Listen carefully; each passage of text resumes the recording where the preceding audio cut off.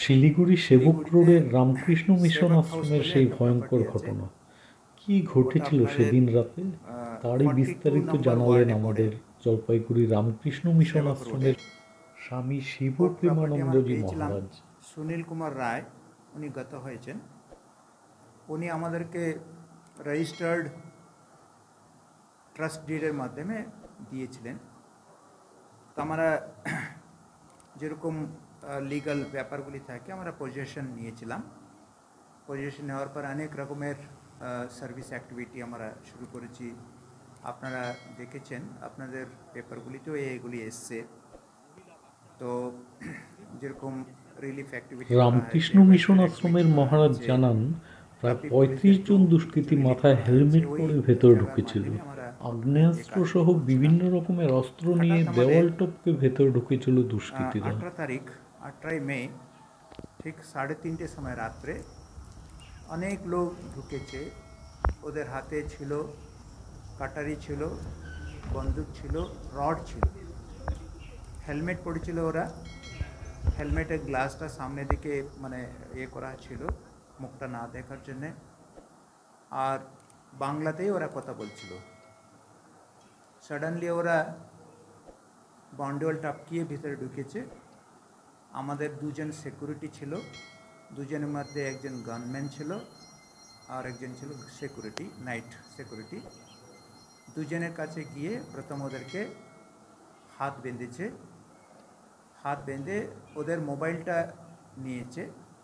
Ultimately সিমগুলি নিয়ে আবার মোবাইলটা ফেরতও দিয়েছে ওরা।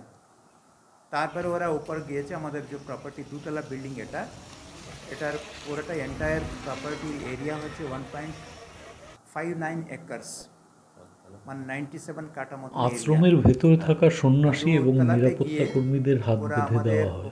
তাদের সকলকেই মারধর করে দুষ্কৃতীরা। এসব ছিল। ওদেরকে গিয়ে অ্যাটাক করেছে। অ্যাটাক মানে ওরা একটু চিৎকার করেছে, তখন ওদেরকে মেরে দিয়েছে। তারপরে ওদেরও হাত বেঁধে দিয়েছে, ওদেরও মোবাইলটা নিয়ে নিয়েছে। আলটিমেটলি এরা দুজন সিকিউরিটি, 5 জন ওয়ার্কার যারা ছিল সবাইকে ওরা নিয়ে চলে গেছে। একটা ম্যাজিক গাড়িতে ওরা নিয়ে গেছে। নিয়ে গিয়ে 5 জনকে এনজেপির কাছাকাছি ছেড়ে দিয়েছে। তারপরে বাকি দুজনকে অন্য জায়গায় ছেড়ে দিয়েছে। আমরা যখন রিপোর্টটা পেলাম, আমরা রামকৃষ্ণ মিশন আশ্রমের হামলার এই ঘটনা নিয়ে ইতিমধ্যেই সরব হয়েছেন প্রধানমন্ত্রী নরেন্দ্র মোদী। এখন পর্যন্ত মোট 5 জন দুষ্কৃতীকে গ্রেপ্তার করেছে পুলিশ। ধৃতদের বুধবার জলপাইগুড়ি জেলা আদালতে তোলা হলে বিচারক তাদের 5 দিনের পুলিশ হেফাজতে রাখার নির্দেশ দিয়েছেন।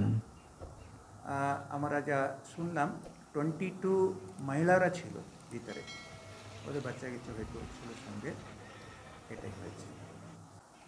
আমরা যে শুনেছি 30-35 এরকম নাম্বারটা শুনেছি। আর এরা যারা গার্ডরা ছিল এটা বলল, যখন ওরা উপর উঠেছে তখন 10-15 জন ছিল। আমাদের যারা উপরে ছিল ওরা বলছে 10-15 জন আমাদের কাছে এসেছিল। আলটিমেটলি ম্যাজিক গাড়িতে ওদেরকে ওখান থেকে মুখ বাঁধা ছিল নাকি এমনি ওপেনলি ছিল? গার্ডদের মুখে কটনটা ঢোকানো ছিল, কিন্তু উপরের লোককে করিনি এটা। আজকে প্রধানমন্ত্রী কিন্তু এই ঘটনা নিয়ে উদ্বেগ প্রকাশ করেছে।